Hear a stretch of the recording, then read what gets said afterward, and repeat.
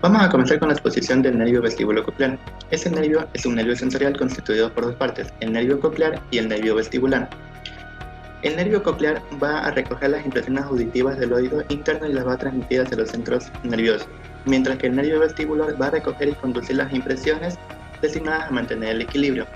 El origen real de estas dos partes del nervio vestibulococlear va a ser dada por el ganglio periférico análogo al ganglio espinal. El ganglio de origen coclear es el ganglio coclear o el ganglio espiral de Corti. El ganglio espiral va a ocupar en la cóclea toda la extensión del órgano espiral del modiolo, y las prolongaciones protoplasmáticas de las células de este ganglio se va a extender desde el órgano espiral hacia el ganglio y va a conducir por un conducto longitudinal del modiolo. Este nervio va a penetrar en el puente por el extremo lateral del surco bulbopontino y va a ubicarse anteriormente a lo que es el pedúnculo cerebeloso inferior, exactamente en los núcleos cocleares anterior y el núcleo coclear posterior.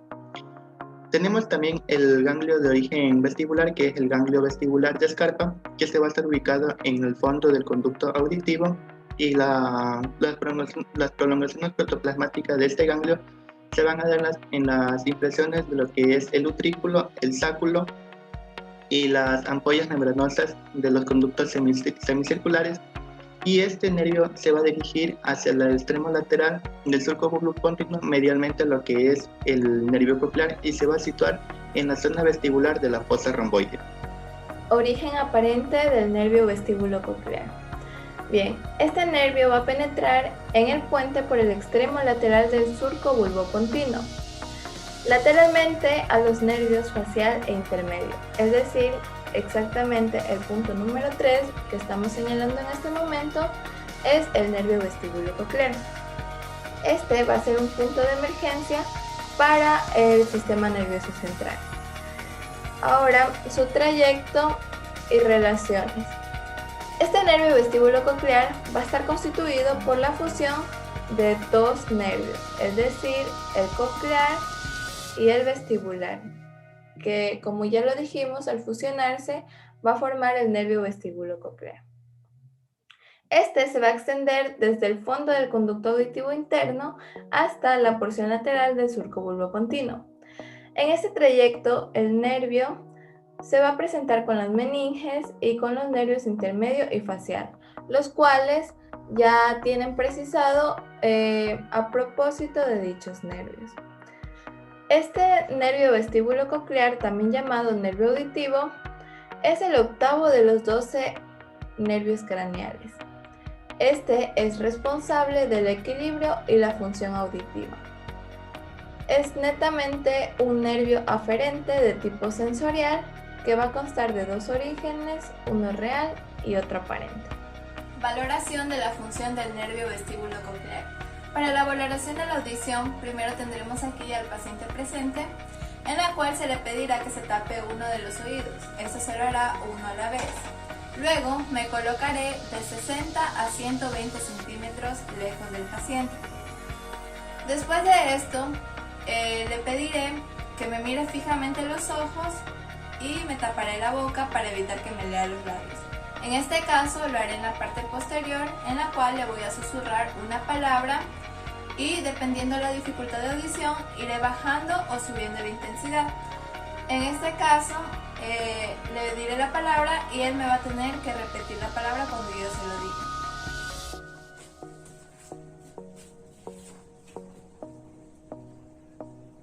Ahora le pediré al paciente que me repita la palabra que le acabo de mencionar.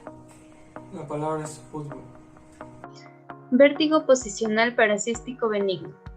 Este también se va a denominar vértigo postural benigno, el cual se caracteriza por problemas en el oído interno a nivel de los canales semicirculares. Los canales semicirculares están llenos de líquido. El movimiento de este líquido va a dar señales al cerebro de los movimientos del cuerpo. Asimismo, va a ayudar a mantener el equilibrio. En el vértigo se van a desprender los canículos. Estos flotan dentro del tubo junto con el líquido y van a hacer que la persona pierda su equilibrio. Los factores de riesgo. principalmente la herencia, el traumatismo craneal previo como puede ser un golpe ligero, infecciones en el oído, laberintitis, condiciones médicas como puede ser migraña y una edad avanzada de 50 años. Sin embargo, puede existir también en personas jóvenes. Los signos y síntomas del vértigo posicional paroxístico benigno van a ser mareo, sensación de que la persona va a dar vueltas o se va a mover en su entorno, va a tener inestabilidad o pérdida de equilibrio, náuseas y vómitos. Esta patología va a ser intermitente y va a durar menos de un minuto. Además, va a desaparecer por algún tiempo, pero esta vuelve a aparecer. Para que se dé esta patología es cuando la persona tiene movimientos giratorios de la cabeza o también cuando está en movimiento o está caminando, pierde el equilibrio. Otro síntoma de aquí es el nistagmo, que existen 3 tipos de nistagmo, el horizontal, el vertical y el rotatorio. Tenemos el diagnóstico, 2 tipos. El primero es la electronistagmografía o videonistagmografía, que consiste en medir los movimientos anormales del ojo de la persona. Esto va a ayudar a determinar si los mareos se deben a una enfermedad en el oído interno o no. Esto se da por los movimientos que se le da a una persona o también cuando se excita los órganos del oído interno por medio de agua o aire. Otro diagnóstico es mediante la resonancia magnética, que aquí se va a realizar para descartar otras posibles causas de vértigo. Tratamiento para el vértigo.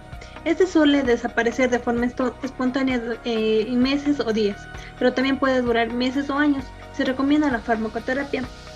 Existen varias maniobras como la maniobra de Helpey. Esta maniobra se realiza un movimiento a la cabeza con la intención que los otolitos o los canículos errantes regresen al utrículo. Luego de que el paciente debe evitar la flexión y la extensión del cuello durante 1 o 2 días. La maniobra de Semon. El paciente se siente en posición vertical. La cabeza del paciente se rota hacia el lado del oído no afectado, el torso baja lateralmente y hace que el paciente se recueste sobre el oído afectado con la punta de la nariz hacia arriba. Mientras pasa durante 3 minutos, esto se hace el mismo proceso pero con el lado contrario, pero la punta de la nariz mirando hacia abajo. Después de 3 minutos, el paciente se vuelve lentamente a la posición normal. También existe lo que son los ejercicios de Brand-Darboe. El paciente se sienta derecho, luego se acuesta del lado de la nariz apuntando y formando un ángulo de 35 grados. El paciente permanece en esta posición durante 30 segundos hasta que el vértigo desaparezca y luego vuelve a la posición normal.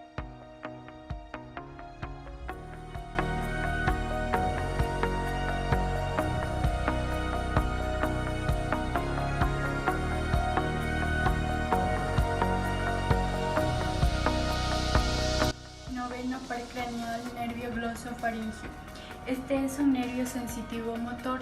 Sus fibras motoras van a inervar a los músculos de la lengua y músculos de la faringe, y sus fibras sensitivas van a inervar a la mucosa de la faringe y el tercio posterior de la mucosa lingual. Sus fibras vegetativas van a estar destinadas a la parótida. Origen real. Sus fibras motoras van a nacer a nivel del bulbo por células situadas en la parte superior del núcleo ambiguo. Sus fibras sensitivas van a nacer por 2 ganglios que están situados a nivel del agujero yugular, que es el ganglio inferior o de Ander, que se aloja en la fosita petrosa del borde posterior de la porción petrosa del hueso temporal, y un ganglio superior o de Reicher, que este está medial al ganglio inferior, que parcialmente se encuentran unidos. Estos se van a bifurcar y van a dar un ramo periférico que va a estar destinado a la mucosa de la faringe y un ramo central que se convierte en la raíz sensitiva del nervio glosofaringeo. Sus fibras vegetativas están en conexión dentro del bulbo con 2 núcleos. Un núcleo visceromotor, que es el núcleo salivatorio inferior, y un núcleo viscerosensitivo, que es el núcleo paramediano posterior. Origen aparente. Sus fibras sensitivas y motoras nacen del bulbo de la parte superior del surco posterolateral, inferior al nervio vestíbulo coclear y superior al nervio vago. por medio de 5 a 6 nervios radiculares que forman un cordón fibroso que es el nervio glosofaríngeo. Trayecto. Desde el bulbo el nervio glosofaríngeo se dirige anterior y lateral y emerge del cráneo por el agujero yugular.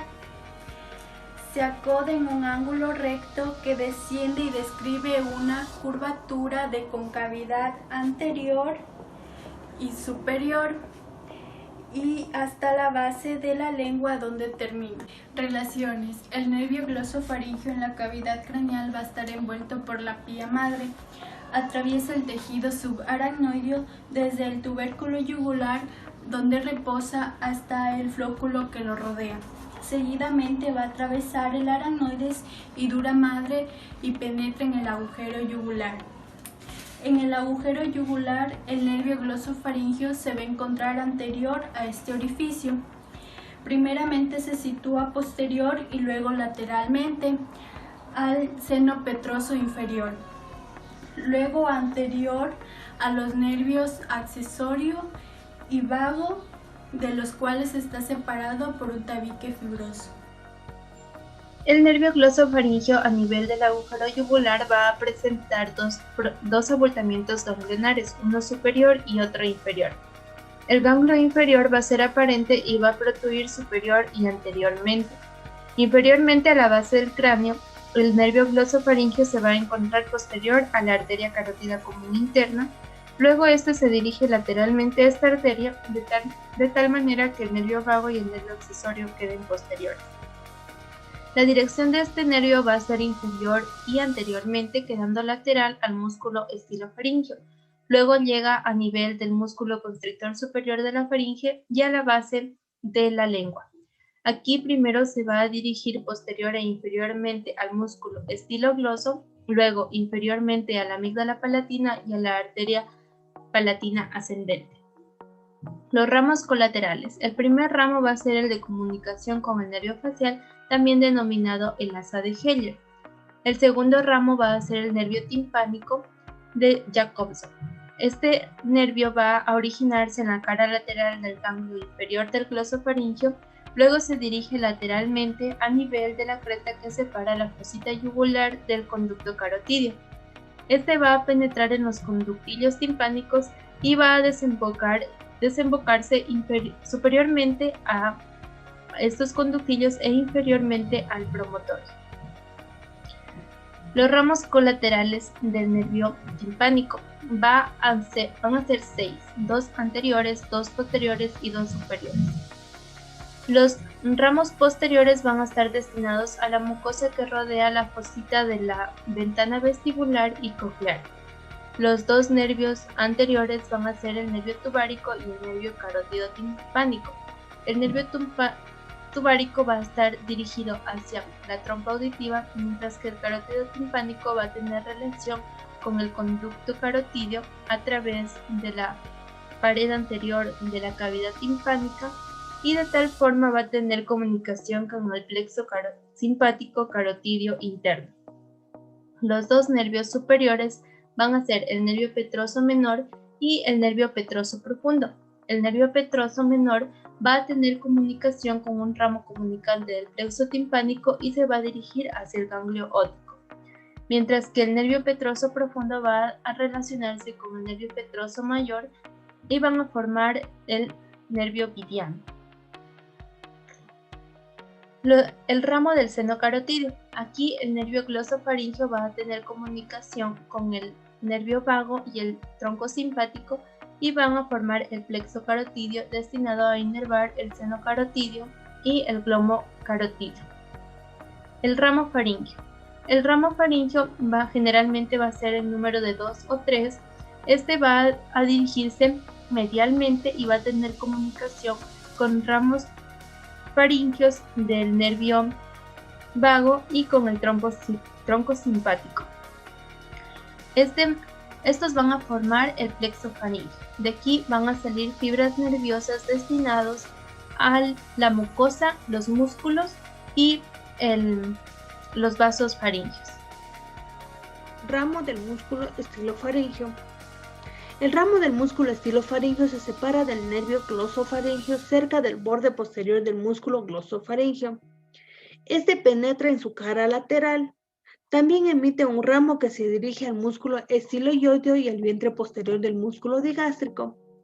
También está en comunicación con el ramo facial. El ramo del músculo estilogloso. Este nace un poco inferiormente al antes ya mencionado y este termina en el músculo estilogloso, al cual aborda en su cara profunda. Los ramos tonsilares son muy delgadas, nacen del nervio glosofaríngeo frente a la amígdala palatina. Al estar en contacto con la amígdala palatina en su cara lateral forman lo que es el plexo tonsilar, en los cuales de aquí parten los filetes para la amígdala palatina y para los arcos palatogloso y palatofaríngeo. Los ramos terminales del glosofaríngeo. Al llegar a la base de la lengua, el nervio glosofaríngeo se dirige y se divide en numerosos ramos terminales que se expanden en la mucosa de la lengua alrededor de las papilas y del surco terminal y posteriormente a estas. Las comunicaciones del glosofaríngeo, como antes ya descrito, del glosofaríngeo también está comunicado con el nervio vago y con el tronco simpático. También está comunicado con el nervio facial por medio del nervio lingual. También tiene en ocasiones una comunicación con los nervios vagos, con el ganglio cervical superior del tronco simpático que está cerca del borde de la base del cráneo. La anatomía funcional del glosofaríngeo. Podemos decir que este es sensorial, sensitivo, es secretora, es un vasoregulador y un quimioreceptor. A continuación vamos a realizar lo que es la evaluación del nervio glosofaríngeo. Para la valoración del nervio glosofaríngeo vamos a necesitar un hisopo con una sustancia en el cual el paciente va a describir qué es. Para ello debemos llegar al velo del paladar y pegar en la base de la lengua. ¿Qué sustancia es? Salado. Muy bien. La siguiente técnica podemos, con ayuda de un bajalenguas, tocar el velo del paladar, el cual va a provocar un efecto nauseoso. Esto hace que se mueva el músculo constrictor superior de la faringe y así activando el proceso de deglución.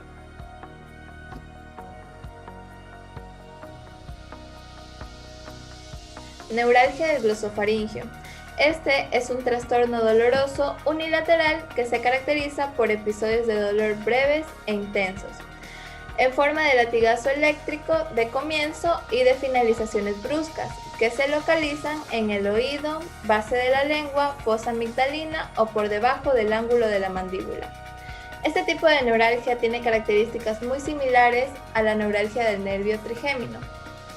Bien, algunos de los factores de riesgos y causas son se cree que es por la irritación del noveno par craneal, lo cual va a hacer que se presenten síntomas en personas mayores a los 40 años de edad. Algunas de las posibles causas para la neuralgia del glosofaríngeo son que los vasos sanguíneos van a ejercer presión sobre el nervio glosofaríngeo. Otra podría ser que se producen masas, es decir, lesiones en la base del cráneo, o también puede ser por tumores o infecciones en la garganta y la boca. En ciertos pacientes puede ser que se deba a tumores cerebrales, puede ser también a una esclerosis múltiple, a abscesos en la amígdala o a aneurismas de la arteria carótida. Bien, algunos de los signos y síntomas que este presenta van a ser comprendidos a un dolor intenso en las áreas que van a estar conectadas al noveno par craneal. Por ejemplo, la parte posterior de la nariz y de la garganta, conocido como nasofaringe, parte posterior de la lengua, oído, garganta, la región amigdalina y la laringe.